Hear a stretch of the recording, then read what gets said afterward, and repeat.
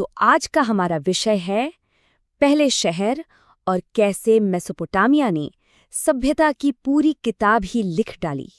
Rough sheet पर आप सभी का स्वागत है।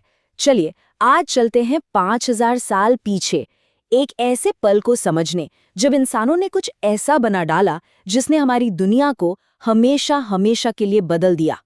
जरा सोचिए, हजारों सालों तक इंसान छोटे छोटे घुमंतू झुंडों में जी रहा था, और फिर मेसोपोटामिया की धरती पर अचानक से कुछ एकदम नया, कुछ ऐसा हुआ जो पहले कभी नहीं हुआ था। शहर का जन्म हुआ। तो सवाल ये है कि ये सब हुआ कैसे? हमारे पूर्वज छोटे छोटे गांवों से निकलकर इतने बड़ी बड़ी हलचल भरे महानगरों तक पहुंचे कैसे? वो महानगर जो आज के हमारे शहरों के कह सकते हैं परदादा थे। और यही सवाल हमें सीधे उस जगह ले जाता है जहां से ये सारी कहानी शुरू हुई।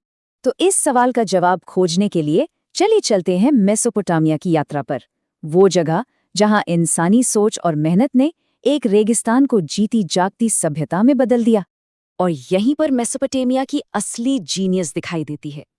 देखिए, एक तरफ है सूखा बंजर रेगिस्तान और दूसरी तरफ है दो जबरदस्त नदियां, दजला और फरात। उन्होंने बस इन नदियों की ताकत को समझा, उसे काबू किया और देखते ही देखते रेगिस्तान को एक हरे भरे बाग में बदल दिया। और ये कमाल हुआ कैसे? इसका तरीका था सिंचाई, यानी इरिगेशन। ये ना एक तरह से प्रकृति के साथ एक डील करने जैसा था। नदियों ने पानी दिया और बदले में इंसानों ने उस पानी को नहरों के एक जाल के जरिए खेतों तक पहुंचाया। नतीजा, इतनी फसलें उगीं जितनी पहले कभी किसी ने देखी भी नहीं थी। अच्छा, जब किसी समाज को हर रोज पेट भरने की चिंता ना करनी पड़े तो क्या होता है? सीधी सी बात है, वो समाज खिल उठता है, तरक्की करता है। और इसी तरक्की ने जन्म दिया जीने के एक बिल्कुल नए, एक क्रांतिकारी तरीके को। इसी को कहते हैं अर्बनिज्म या शहरीकरण। ये आज हमारी जिंदगी से बहुत अलग नहीं है। सोचिए, हम में से कितने लोग अपना खाना खुद उगाते हैं या अपने कपड़े खुद बनाते हैं? शायद कोई भी नहीं। हम सब एक दूसरे पर निर्भर हैं। और ये जो आइडिया है ना, ये जो पूरा सिस्टम है, इसकी शुरुआत यहीं मेसोपोटामिया से हुई। अब जरा इस चेहरे को देखिए। ये सिर्फ पत्थर का एक टुकड़ा नहीं है, नहीं, ये एक पूरी कहानी है। ये एक ऐसे समाज की कहानी है जो इतना आगे बढ़ चुका था कि उसके पास ऐसे माहिर कलाकार थे जो इतनी खूबसूरत चीजें बना सकते थे। ऐसे व्यापारी थे जो सैकड़ों मील दूर से ये कीमती संगमरमर ला सकते थे। और हाँ, ऐसे लीडर थे जो इस पूरे सिस्टम को चला सकते थे। इसे एक तरह का प्राचीन क्रेडिट कार्ड समझ लीजिए। ये आपकी पहचान थी, आपका सिग्नेचर।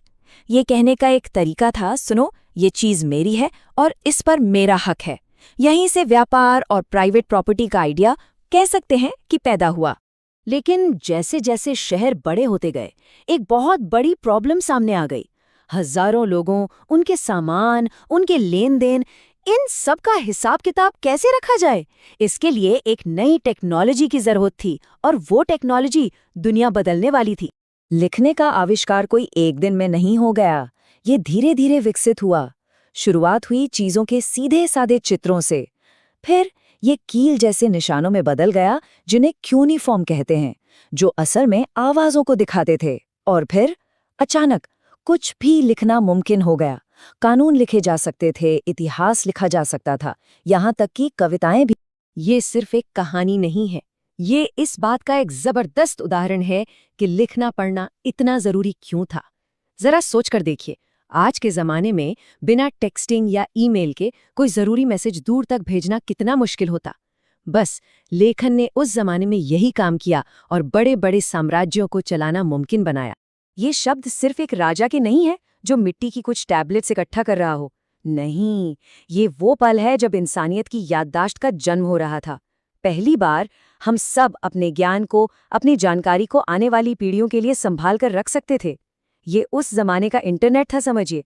तो मेसोपोटामिया सिर्फ इतिहास की किताबों में बंद एक पुरानी सभ्यता नहीं है, ये हम हैं। उनकी विरासत आज भी हमारे चारों ओर है, उन तरीकों से जिनके बारे में हम शायद सोचते भी नहीं। अगली बार जब कोई घड़ी देखे तो मेसोपोटामिया के लोगों को जरूर याद करना चाहिए। 1 घंटे में 60 मिनट, 1 मिनट में 60 सेकंड, ये सब उन्हीं की बेस 60 मैथ से आया है। पहिया, लिखे हुए कानून और यहाँ तक कि कहानियां सुनाने का तरीका, ये सब उन्हीं की देन है। इन मिट्टी के टैबलेट्स पर उन्होंने सिर्फ दुनिया का हिसाब किताब नहीं रखा, बल्कि अपनी आत्मा की आवाज को भी दर्ज किया। उन्होंने सितारों की गिनती की और अपने देवताओं के लिए गीत गाए। लिखने की कला ने उन्हें सिर्फ जिंदा रहने से कहीं ज्यादा कुछ करने का मौका दिया। इसने उन्हें सही मायनों में इंसान बनने का मौका दिया।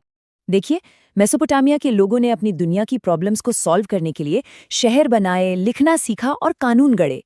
तो सोचने वाली बात यह है कि हम अपनी दुनिया की समस्याओं को हल करने के लिए क्या बना रहे हैं? वो कौन सी विरासत होगी जो हम अपने पीछे छोड़कर जाएंगे?